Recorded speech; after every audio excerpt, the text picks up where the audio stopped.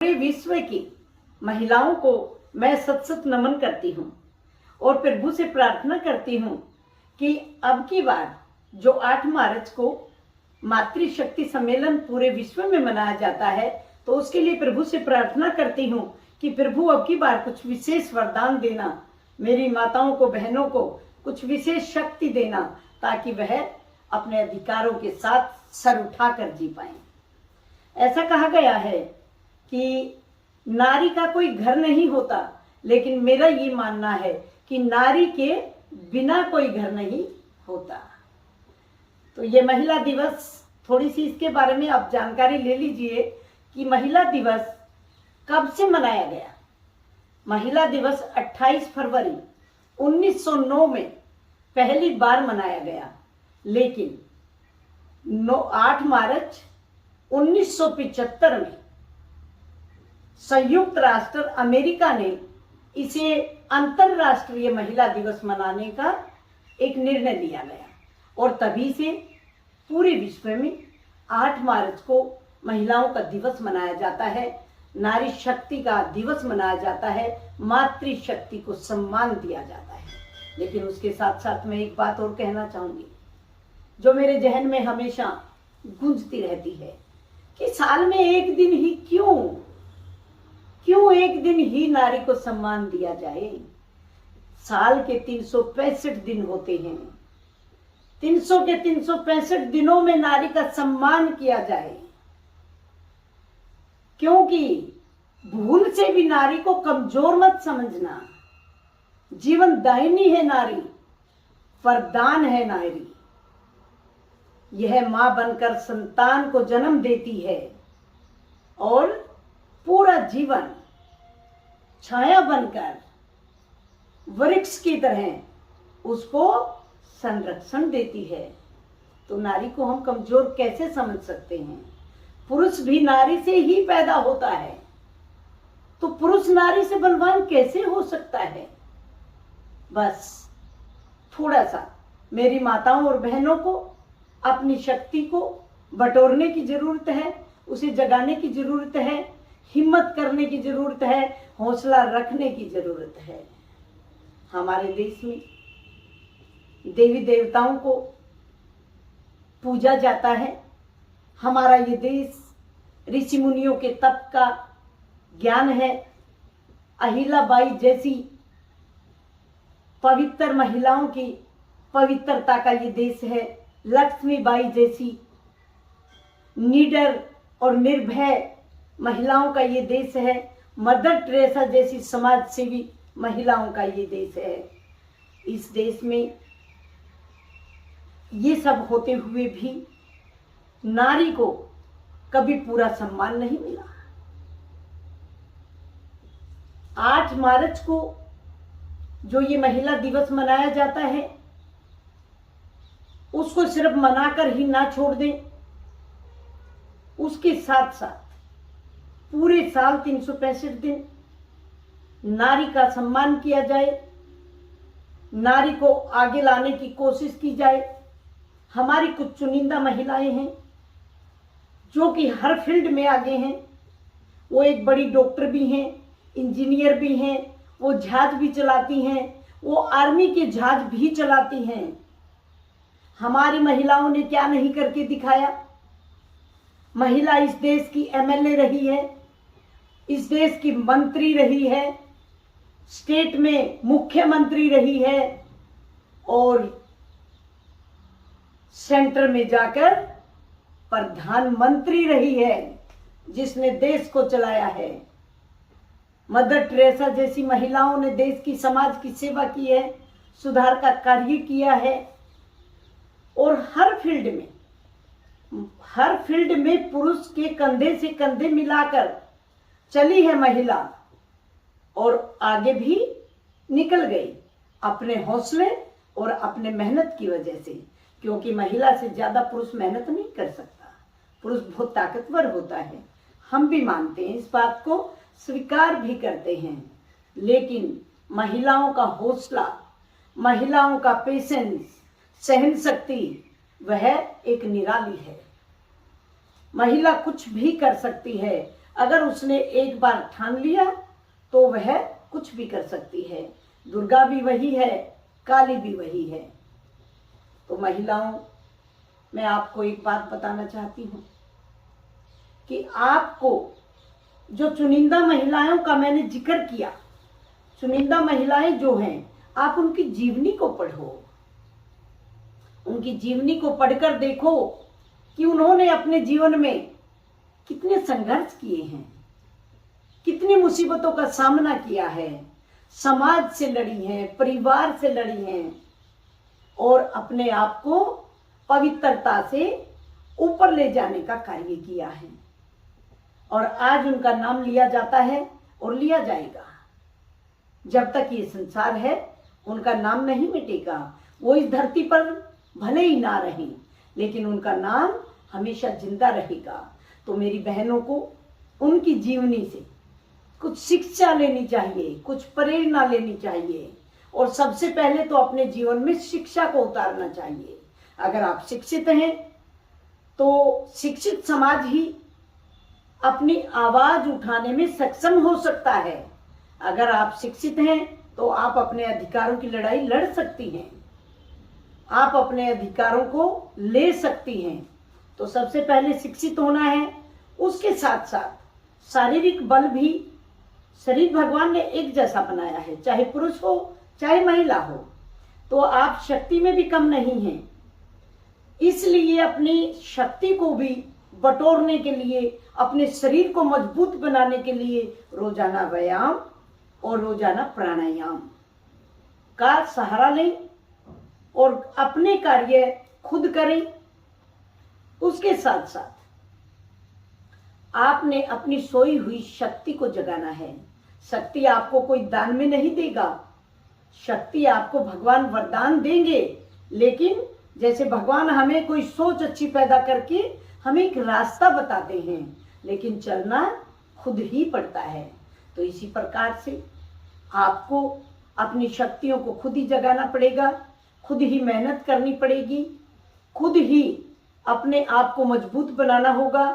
आपको अपने को बचाने के लिए, अपने शरीर को मजबूत करने के लिए मेहनत करनी होगी, ताकि जब आप पर कोई हमला करे या कुदृष्टि डाले तो आप अपने आप को बचाने में सक्षम रहें। तो इन जैसे अभी मैं जिक्र कर रही थी कि चुनिंदा महिलाओं की जीवनी से प्रेरणा लें, क्योंकि जिस दिन आपके दिमाग में, पूरे विश्व की महिलाओं के लिए मैं कह रही हूं, कि जिस दिन ये मन में आ गया कि नहीं मुझे कुछ करके दिखाना है, फिर वो चाहे देहात में रहने वाली महिला हो, फिर चाहे वो शहर में रहने वाली महिला हो या किसी और बड़े कंट्री में रहने वाली महिला हो, तो वह अपने आप को सक्षम बना सकती है। जिस प्रकार से अगर वायदा कर ही लिया है ऊंची उड़ान का, तो फिर कद क्या देखना आसमान का। अरे जीवन जीना इतना आसान नहीं होता, बिना संघर्ष के कोई महान नहीं होता। जब तक ना पड़े हथौड़ी की चोट, अरे पत्थर भी भगवान नहीं होता। तो इसलिए संघर्ष, तो इस जीवन का नाम ही संघर्ष है। पूरे जीवन आपने संघर्ष करना ही है, लेकिन संघर्ष के साथ साथ अपने जीवन को भी आनंदमयी बनाना है। अपनी सभी जरूरतों को आप पूरा कर सकें, आप पुरुष पर डिपेंड ना रहें। मैं पुरुषों की विरोधी नहीं हूं, लेकिन मैंने ऐसा सुना है अपने पूर्वजों से, मैंने कई पुरानी किताबों में पढ़ा है कि हमें सहयोग तो लेना चाहिए, सहयोग देना भी चाहिए, लेकिन एक बात को आप गांठ मार लेना कि मदद की हुई को, जब इन औरत की जब मदद की जाती है, जो वो बेचारी बनकर मदद लेती है, तो उसे मदद नहीं, उसे भीख कहा जाता है। तो आपने मदद करनी है, आपने मदद लेनी है तो मदद करनी भी है। ये बात भी अपने जहन में डाल लो और हर तरह से आपको अपना हौसला और साहस रखते हुए आपको मजबूत बनना है। अपने आप को मजबूत बनाओगी तभी अपने देहात में रहने वाली महिलाओं को भी आप मजबूत बना पाएंगी, ताकि वह रोजाना के कार्य के साथ साथ अपना जो भी घर का कार्य होता है उसके साथ साथ अपनी पढ़ाई भी लड़कियां जारी रखें, और पढ़ाई को आप उनको सबसे पहले रखें, क्योंकि वे अगर पढ़ लिख कर आगे निकल गई तो वह अपने परिवार को, क्योंकि ऐसा कहा गया है कि एक लड़की 2 परिवारों को सुधारती है, 2 परिवारों को, पहले मायके को सुधारती है, बहन भाइयों को कंट्रोल में रखती है, और शादी होने के बाद ससुराल में जाकर ससुराल के परिवार को संभालती है, अपने बच्चों को अच्छे संस्कार दे पाती है।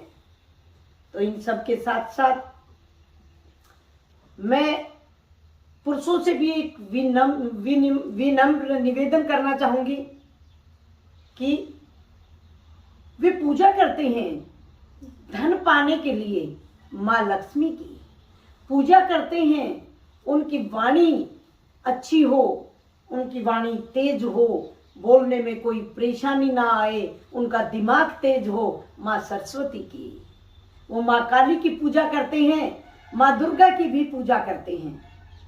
तो फिर महिलाओं से भेदभाव क्यों? वो माताएं भी तो महिलाएं हैं। तो महिलाओं को अपने साथ लेकर चलो, दिमाग से इस छोटे बड़े का ख्याल निकाल दो। महिलाएं आपकी कमजोरी नहीं, आपका साहस, आपका हौसला बनेंगी। और महिलाओं का जहां भी अवसर मिले उनको ऊपर उठाने का कार्य पुरुषों को करना चाहिए। मैं अपने सभी भाइयों से निवेदन करती हूँ। इसी प्रकार से इस बात को थोड़ा सा और बढ़ाते हुए मैं एक बात और कहना चाहती हूँ अपनी बहनों से, अपनी माताओं से, पूरे विश्व की माताओं से, कि वह 8 मार्च को सिर्फ इस दिवस को मनाने का कार्य ना करें, इसके साथ साथ एक संकल्प ले ये अपने दिमाग में डाल करके महिला क्या नहीं कर सकती, और एक संकल्प को पूरा करने के लिए अपने आप को पूरी तरह से लगा दें कि अगला जब 8 मार्च आएगा तो हमारा संकल्प जो लिया था वह परिपूर्ण होगा, और अगले साल कोई और संकल्प लिया जाएगा। फिर आपकी जीवन में रोशनी आ जाएगी, फिर अंधेरे छट जाएंगे। अंधेरे क्योंकि जब रात जाती है तो सूर्य निकलता है और सब कुछ रोशन कर देता है, तो आपकी जिंदगी भी इसी प्रकार से रोशन हो जाएगी। तो एक संकल्प अब की बार पूरे विश्व की महिलाओं को एक संकल्प 8 मार्च को अपने जीवन में आगे बढ़ने के लिए जरूर लेना है, और उसके लिए पूरी मेहनत से उस पर कार्य भी करना है, क्योंकि जब तक आपका संकल्प पूरा ना हो जाए कोई बहाना नहीं चलेगा, ना रुकना है ना थकना है। संकल्प को पाकर ही आपने दम लेना है। ऐसा कहा जाता है कि जब इंसान वायदा करता है, कोई दूसरा कराता है, तो हम वायदे को उतना शायद अहमियत नहीं देते। अपने आप से एक वायदा करो कि जहां आप अपने आप को देखनी चाहती हो वो एक वायदा करो खुद से ही, और मेहनत उसके लिए बहुत ज्यादा करो, क्योंकि ऐसा विचार लेकर ये वायदा करो कि किस्मत भले ही रूठे लेकिन हिम्मत कभी ना टूटे। आपके वायदे में इतना दम होना चाहिए, क्योंकि इरादा आपका इतना मजबूत होना चाहिए। तो ये खुद से किया हुआ वायदा आप अपने हाथ पर एक धागा बांध लो, और उस धागे को हमेशा याद करके अपने वायदे को याद करती रहना। आपने सुना होगा हमारी बुजुर्ग महिलाएं, हमारी दादी, हमारी माताएं, वो एक कोई काम होता था तो अपने पल्ले में, अपनी चुन्नी के पल्ले में एक गांठ लगा लेती थी, क्योंकि जब भी उनको वो गांठ याद दिखती थी ना, हाथ पे लगती थी, तो उनको अपनी वो बात याद आ जाती थी। तो इसलिए अपने हाथ में एक धागा बांध लेना, ताकि आपका संकल्प आपको हर दिन याद रहे और आप उस पर हर दिन काम करने के लिए उत्साहित होती रहें, और उत्साह के साथ साथ आगे बढ़ते हुए आप अपनी मंजिल को पाएं। मैं भगवान से ऐसी प्रार्थना करती हूँ, और उसके साथ साथ मैं पूरे विश्व के पुरुषों से भी प्रार्थना करती हूँ कि वह महिलाओं के साथ मिलकर चलना सीखे, महिलाओं के साथ मिलकर चलने से उनकी कोई ना बदनामी होगी, ना उनको नीचा देखने को मिलेगा, बल्कि जब कोई सहयोग करता है ना तो वह दूसरे वाले को भी बराबर का समझने लगता है। जब महिलाएं आपको, सभी पुरुषों को महिलाएं इतना ज्यादा आपका सम्मान करती हैं तो आपको भी सम्मान करना चाहिए और खुशी खुशी करना चाहिए। और जिस दिन इस देश की महिला और पुरुष, ऐसा पूरे दूसरे देशों में तो काफी हमसे आगे हैं कि महिलाएं कंधे से कंधा मिलाकर हर फील्ड में काम करती हैं, लेकिन हमारी कुछ चुनिंदा महिलाएं काम करती हैं। तो मैं ये चाहती हूँ कि हमारे देश की हर महिला आगे आए, घर में रहते हुए भी, नौकरी करते हुए भी, व्यापार करते हुए भी, बच्चों को पालते हुए भी अपनी मानसिकता को ऊंचा रखे, हौसला बनाए रखे और हौसले के साथ साथ अपने जीवन को आनंदमय बनाए। ऐसी मेरी प्रभु से प्रार्थना है। ओम नमः शिवाय।